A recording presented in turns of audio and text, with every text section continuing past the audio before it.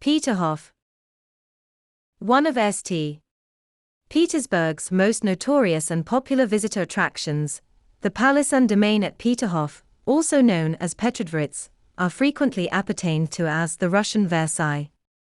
Although numerous callers conclude that the comparison does an injustice to the majesty and compass of this majestic estate, Versailles was still the alleviation for Peter the Great's desire to make a Homeric palace in the cities of his new megacity, and after an aborted attempt at Strelna, Peterhof, which means Peter's Court, in German, came the point for the Napoleon's Montplaisir Palace, and also of the original Grand Palace. The estate was inversely popular with Peter's son, Empress Elizabeth, who ordered the expansion of the Grand Palace, and greatly extended the domain and the notorious system of cradles, including the truly spectacular Grand Cascade. Advancements to the domain continued throughout the 18th and 19th centuries. Catherine the Great, after leaving her own mark on the domain, moved the court to Pushkin, but Peterhof formally again came the sanctioned imperial residence in the reign of Nicholas I, who ordered the structure of the modest cottage palace in 1826. Like nearly all St. Petersburg's suburban estates, Peterhof was destroyed by German colors during the Second World War. It was, still, one of the first to be revivified, and, thanks to the work of military masterminds as well as over 000 levies, the lower park opened to the public in 1945, and the facades of the Grand Palace were restored in 1952. The name was also Germanicized in 1944, getting Petrodvorets, the name under which the girding city is still known.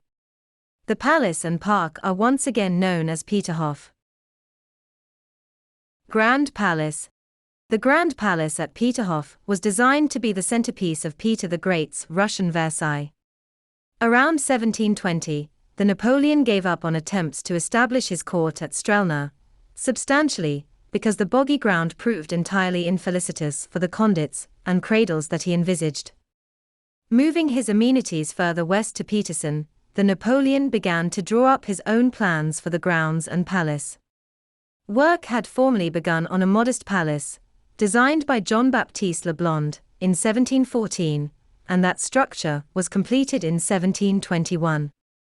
Meanwhile, fired by Peter's unflagging enthusiasm, a massive quantum of work had been completed around the palace, including the landscaping of the lower park, the digging of the sea canal, and the structure of Montplaisir, Marly Palace, and utmost of the Hermitage. The original higher palace was kindly shy for its girding splendors, and Peter instructed Leblond and his pupil, Johann Braunstein, to expand the structure. Work was halted after Peter's death in 1725, and Peterhof was nearly abandoned until Peter's son Elizabeth came to the throne in 1740. Elizabeth commissioned Bartolomeo Rastrelli, who had formerly completed the summer palace in St. Petersburg, to make an authentically regal palace. Rastrelli chose to retain the original structure within his design, and the result is supremely elegant and unexpectedly restrained.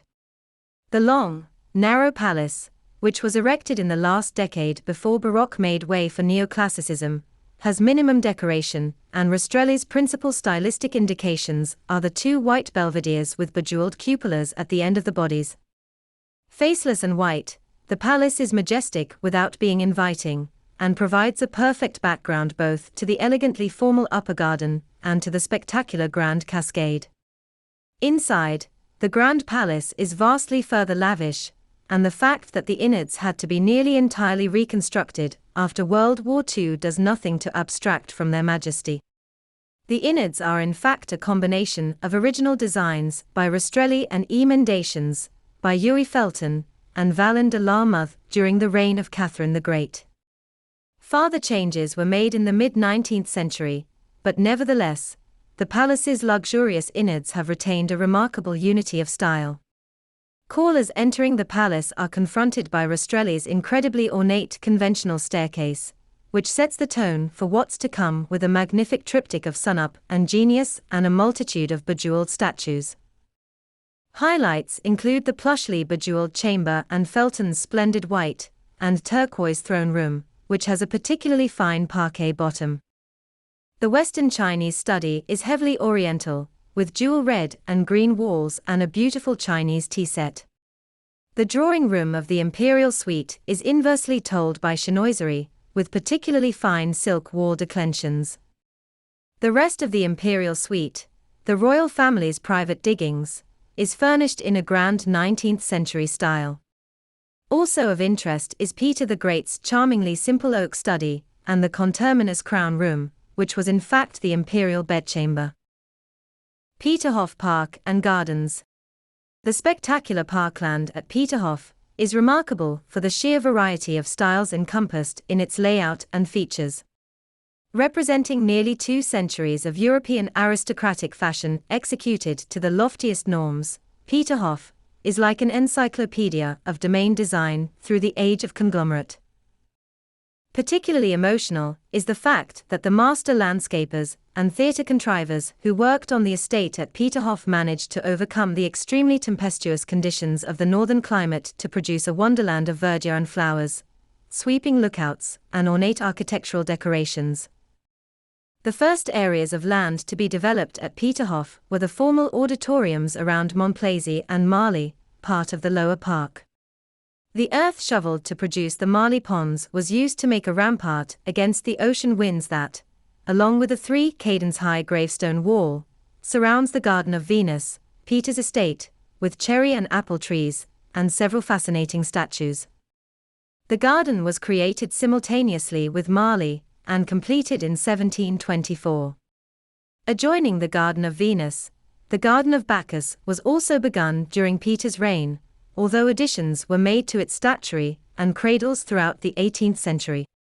The same is true of the auditoriums around Montplaisir. Also, during Peter's reign, and also under Empress Elizabeth, who continued her father's work at Peterhof after over a decade of neglect, the upper gardens south of the Grand Palace, which greet most callers to Peterhof beyond the entrance to the park, were laid out substantially by Jean Leblond and Nicolas Michetti.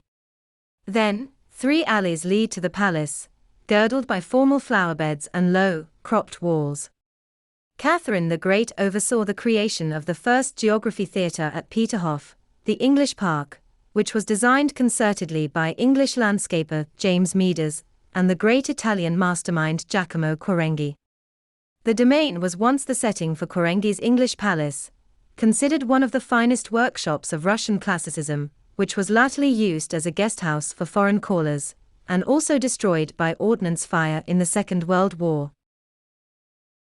The Fountains of Peterhof. The Fountains of Peterhof are one of Russia's most notorious sightseer lodestones, drawing millions of callers every time. Fountains were natural to Peter the Great's original plans for Peterhof. It was the impossibility of engineering sufficiently important spurts of water that urged him to move his amenities from the Strelna Point to Peterhof, and posterior generations contended with their forerunners to add grander and ever more ingenious water features to the parkland girding the Grand Palace. The most famous ensemble of fountains, the Grand Cascade, which runs from the northern facade of the Grand Palace to the Marine Canal, comprises 64 different fountains, and over 200 citation statues, bas-reliefs, and other decorations. At the center stands Rastrelli's spectacular statue of Samson scuffling the jaws of a captain. The outlook of the Grand Cascade with the Grand Palace behind it, the first sight to greet callers who arrive in Peterhof by other sheen, is truly stirring. The cavern behind the Grand Cascade, which was formerly used for small parties, contains the enormous pipes, firstly rustic, that feed the cradles. Away in the domain, the range and diversity of fountains are astounding, from further monumental ensembles like the Chess Cascade and the Aggregate Route to the ever-popular joke fountains, including one which sprays unwary passers-by who step on a particular paving gravestone. The sanctioned opening of the fountains at Peterhof, which generally takes place at the end of May, is an each-day jubilee, with classical music, fireworks, and other performances, as each section of the domain's fountains is turned on one by one.